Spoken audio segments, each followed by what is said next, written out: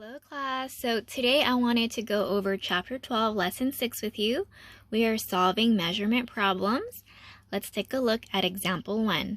It says Lauren lives 2/10 kilometer from Alex. Alex lives 3 times as far from Colin's house than Lauren's house. How far away does Alex live from Colin? So we need to find 3 times 2/10. We can do this by using a number line. So we're going to start at 0. So here's my number line. We have 0, 1/10, 2/10, 3/10, 4/10, 5/10, and so forth all the way to 1.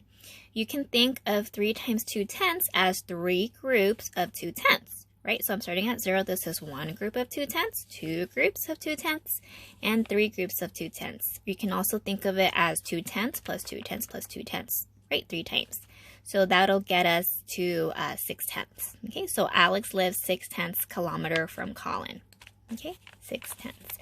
Now we can check our answer by converting 2/10 into a fraction and then multiplying the fraction by 3. Okay, so 2/10 is 2/10. Okay, so here is the decimal place value cheat sheet. So 0.2 is the same as 2/10. Okay, tenths and then hundreds, right?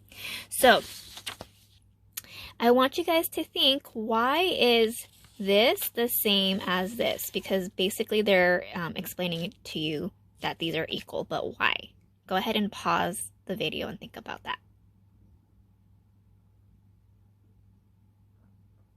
All right, so if you remember, maybe 2 months ago, we talked about unit fractions, right? And a unit fraction is what? Okay, a unit fraction has a numerator of 1, right? So basically this is saying 2 times 1/10 is the same as 1/10 plus 1/10, right? Because 1 plus 1 is 2, 2/10, so it's the same thing. So now we can use the associative property to regroup. I'm going to group my whole numbers together. So 3 times 2 and then times 1/10. So I'm going to solve whatever is in the parentheses first. So 3 times 2 is 6 times 1/10, and then you just multiply this part, and then 6 times 1 is 6 over 10. Now you could have just, really just multiplied 3 times 2 is 6, and then over 10, the denominator stays the same. It's the same thing, okay? But it's just kind of explaining it to you why this works, okay? All right, now let's take a look at the next problem. It says Javier poured 500 milliliters of lemon juice and 2 liters of water in a pitcher to make lemonade. How many milliliters of lemon juice and water did he pour into the pitcher in all? Okay, so the question is asking us for the amount in milliliters. So I noticed that they gave us the amount of water in liters, so I'm going to need to convert that. Okay, so convert 2 liters to milliliters. So since 1 liter is 1,000 milliliters, I'm going to multiply the number of liters by 1,000. So 2 times 1,000 is 2,000. So 2 liters is 2,000 milliliters. Okay, so this is the amount of water, and this is the amount of lemon juice, and I add them together, and I will get 2,500 milliliters. Okay, now for guided practice today, I just wanted to give you some hints, but not solve it for you. So number 1, it says Evelyn is in a relay race with 3 other runners. Each runner runs 1/10 of a kilometer. What is the total distance? Okay, total distance run by all 4 runners. Use the number line. Okay, so use the number line to help you.